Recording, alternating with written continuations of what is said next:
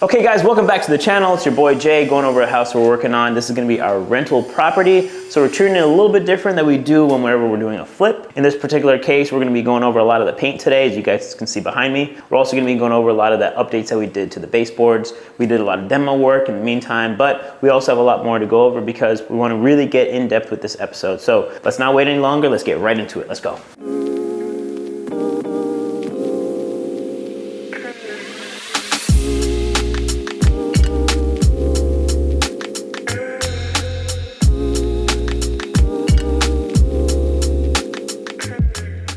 Okay, we are inside the living room, and what I want to go over here specifically is you can see a lot of the paint that's been done. We spent a lot of time priming the walls, we spent a lot of time prepping them, get them just right before we actually apply this painted coat to it. What I love about white paint specifically, it's really great for lighting and it allows for a lot more bounced light to go around the room. It's probably at least 20% brighter in here now with the white color versus like that really strange green that was in here before. Another thing as well that we did a lot of prep work. If you guys can see along a lot of the baseboards here, a lot of them needed sanding because they were just really thick. They were coated with a number of coats of paint. So we had to do a lot of sanding to get it nice and smooth. Now, is it gonna be perfect? It's not, but we're not really going for perfect here. We're going for what looks nice. And I think given the condition it was in before, plus the amount of work that we put into it, that it actually turned out that way. So let me swing you guys around here, show you what we did over on the window side. Now, one thing that's gonna be really important whenever you're prepping your space and you have a lot of really big windows, especially when you have a lot of it that has like a lot of detail around it, you're gonna have to put a lot of tape, a lot of masking around the edges because you want to make sure you get a nice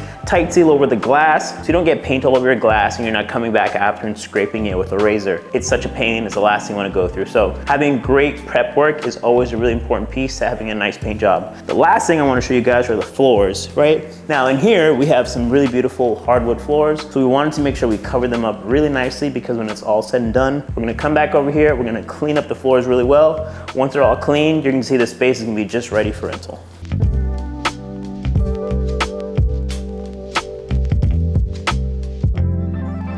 Okay, we're on the opposite side of the last place we were just in, and what I like about this is actually gonna be the office compared to the other side, which will be our seating area. So we had to rip out all of the bottoms here because they looked atrocious. And we put brand new baseboards, we smoothed out the walls. Now that they're nice and smooth, we'll actually be able to get our caulking all the way around the edge. And when all that's said and done, it's gonna look really nice. I think something to really keep in mind when you have these old houses, especially ones like this, there's a lot of heavy paint, like disgustingly heavy paint. So you really gotta sand the crap out of it to really get it down nice and smooth. This particular piece here, it's still not perfect, but at some point you gotta just kind of call it quits. So I think given what we've had so far and how it looks, it actually came out really nicely. I think we're just gonna have to see what it looks like once all the furniture's in so we can really say what this place is gonna be.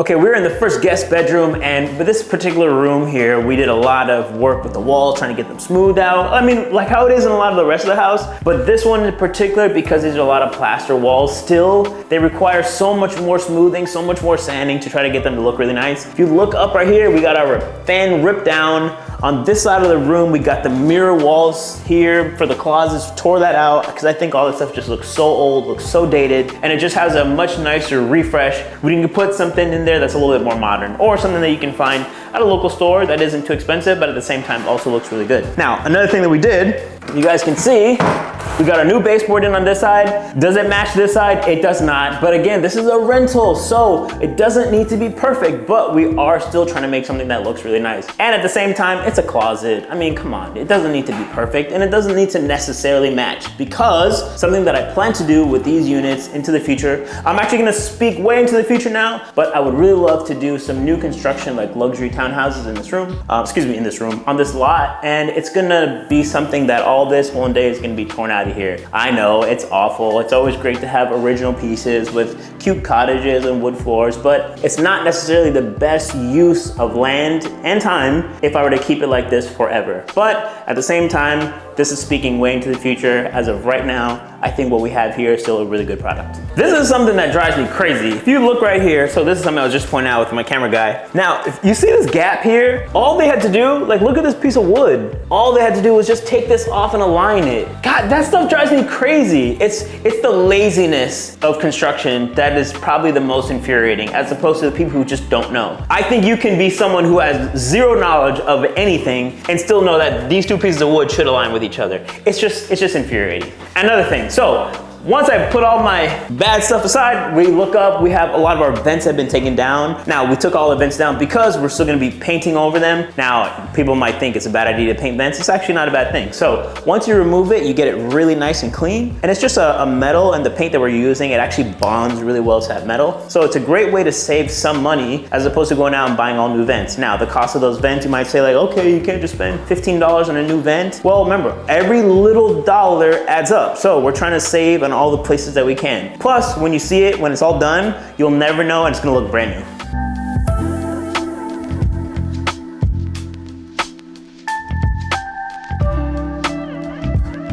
We're now inside the kitchen space, and what I love about this, now that all the demo's finally been done, we got the fridge ripped out of here, we got the stove that's been taken out, we've got the dishwasher gone, all of it, everything's been ripped out. We got a lot of our walls smoothed out, took a lot of coats to really try to get it nice and neat, but now that it's all said and done, we had it painted, we've got our first base down, and now that that base is down, we're actually ready to move forward a little bit more. So, next thing we're gonna be doing, these cabinets, I'm doing my best to try to save them, so what we're gonna do, we're gonna have them just slightly sanded, we're gonna take off all these handles because they're so ugly, and then we're gonna put some brand new white paint on them. Once we have our new wood shelves on this side, we're gonna have a wood top on this side, we're gonna have a new sink, we'll put in a new dishwasher, a new fridge, and here is gonna look 10 times better than it did from before. And then the rest of it is just gonna be pretty simple, right? The rest is just finished now with some nice fixtures. We're gonna get some nice window covering to go over our window, just to help really accentuate the space. And we're gonna get a brand new light to put in here as well. So as far as in here goes, there's not a whole lot left to do other than really just kind of put it back together. But I think given how it looks, it's coming together pretty good.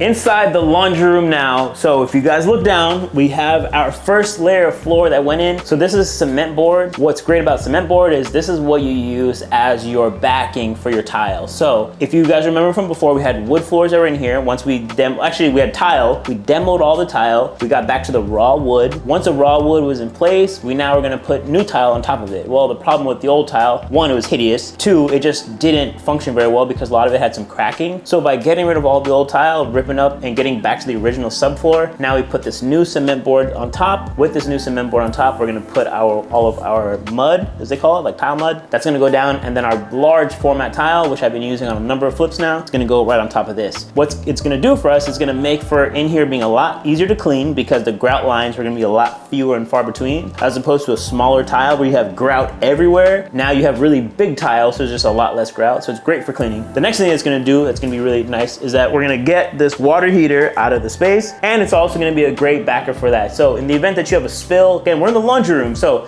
imagine your washing machine overflows or the water heater has a burst and there's water all over the floor. Because we have tile in here, it's just gonna make it that much easier to clean up. So it's really great for that. Next thing we're gonna do, we gotta clean up some more of the walls. Again, we got a lot more smoothing to do. A lot of that still needs to be applied. But once all that stuff is applied, we're finally gonna get our last bit of paint in here. We just been doing this room a little bit different because we've been using this as storage. Like a lot of our crap, we just kind of throw into this back room, and then we get rid of it by having the dump people come and pick it up. But now that we're finally clearing out some of it, we're actually gonna have some time to put into here and the energy that it needs to really make this laundry room come back to life. Something I also wanna bring up before we go is what we're gonna do over on this side. And I literally just thought of it right now. So before we had a full-size washer, full-size dryer. Now, all that's fine and good, but I really love a laundry space that has a sink because it's great for anything else. Let's say you got a spill, or if you just wanna have some additional places where you can get something rinsed off or clean it before you actually have to put it in the wash. Well, it'd be great if we add one of those here. So what we're gonna do, we're gonna take this, right? This is our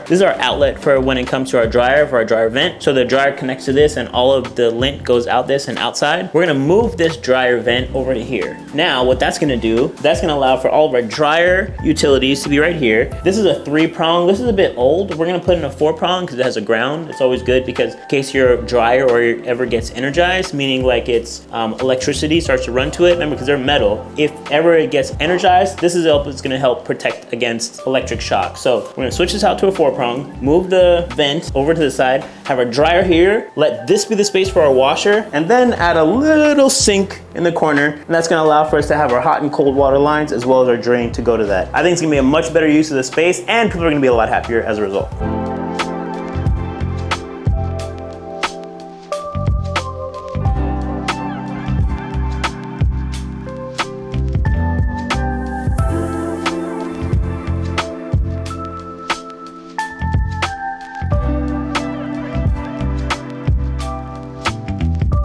Okay, I can't step here because it's literally still like liquid, but what we did in the bathroom, because we had an incredibly big slope from where the vanity is sliding over to the tub, so what we did, we put our cement board down, you can see it, which is this right here, right? Once the cement board went down, we actually added another layer, which is that piece right there, right? You're actually see how there's like a line that divides this piece from the next piece over? That's because over on that side, the slope is a lot more severe. So what we did to try to mitigate that, we poured this like liquid level. The liquid level goes across the whole area to try to get as close as we can to level. Once all that's done, we're gonna put our tile mortar down. When the mortar goes down, that's also gonna be used to help level it once we get our tile in place too. So I wanna make sure I brought that up because it is something that is a little bit unorthodox when you have a space that slopes down so much, but it's really necessary in order to get it nice and level. Now, another thing that I wanted to bring up too, if you guys remember in the last episode, we had opened up the floor here inside the bathroom and we were trying to get a lot of that wood structure back together and get it all sealed up and have it nice and closed. We did all that, we got our wood in place, we got our plywood. Again, it was just a little repair. We're not talking about a whole new floor, but I do think all those elements are important because one, you've got to have a great structure underneath what you put down. After you get your structure in place, you get your nice subfloor. Once the subfloor is in and you get all of your level done with your cement board and your tile,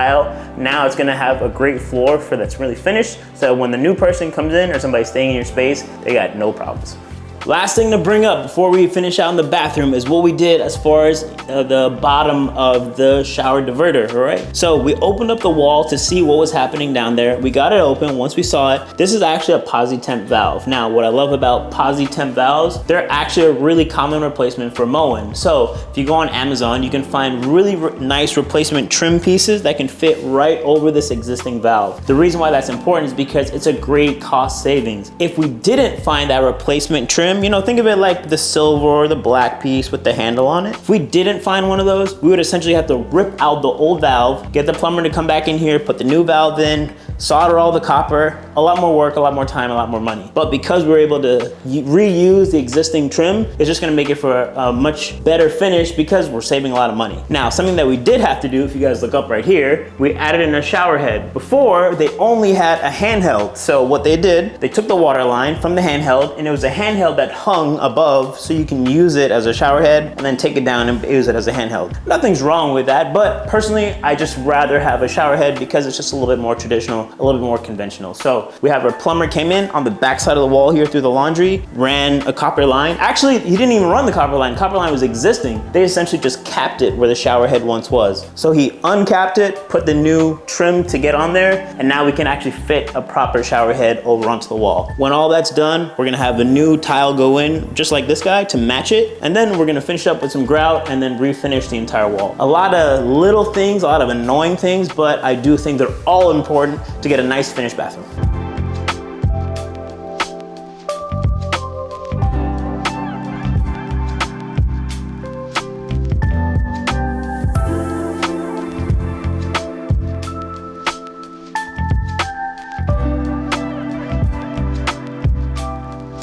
We are now inside the main bedroom, or what I'm calling the main bedroom. So you guys can see, if you look all around, we got all of our paint done. I think it looks really good in here. We got all of our baseboards cleaned up. Everything's been sanded, everything's been smooth. I actually love the finish. Again, white rooms, man, there's something about it is that they just feel really happy, especially once you come in at the end. You had all your plants, you had your bedding, you had your side tables. this room's gonna feel so alive, which is what I really love about spaces that have this kind of color to them. So the last thing we're gonna need to do in here, we're gonna need to go around all of our windows, make sure they're all prepped and nice and neat, because we do have an issue with some of the windows. Again, these windows are really, really old, so we have to do a lot of work to try to get them so that they can operate enough. Again, we're not gonna be able to get all of them working because some of them are just beyond the point of repair, but for the ones that we can get open, I think it's gonna be really important. The last thing we're gonna be doing as well, we're gonna be going over to this door and we're gonna have to swap it out. Now, what I love about this door, it's original. It's always great to keep pieces that are original, but there is something to be said about the time value cost of your money. So what are you gonna be doing? Now, are you gonna save on the time and keep it and just try to repair it? You could do that, but because there's also a number of insects and bugs that come in from the door,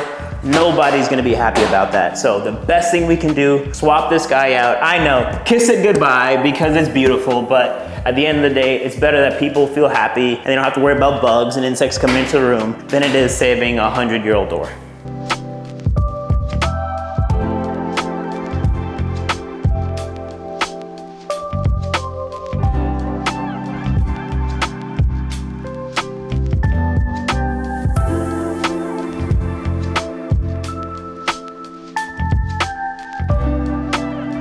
Ladies and gents, thanks for tuning in. Make sure you guys tune in next week. We're gonna do a little bit more. You're actually gonna see what it looks like with all the tile being done. I think it's gonna be really nice. You can see that in the laundry room and also in the bathroom. You're gonna see a lot more work that's done once we rip up all this paper from the floors. So you can see what it looks like when all the floors are nice and clean. We're also gonna get our countertops, getting them ready to be prepped and installed. So we can get our sink in, we can get our dishwasher in, get our fridge, and everything else that goes along with it. So we're really getting too close to the end already, even though this is only episode, what, 3? But I do think you guys are at least seeing a really good idea of what it looks like to flip a space that's gonna be a rental as opposed to what I usually do, which are actual flips themselves. So if you guys haven't already, be sure to tune in and follow me on Instagram and right here on YouTube at J Abrams. Remember, this is your channel for all things design and real estate. So tune in so you can see some more stuff just like this. Let's go.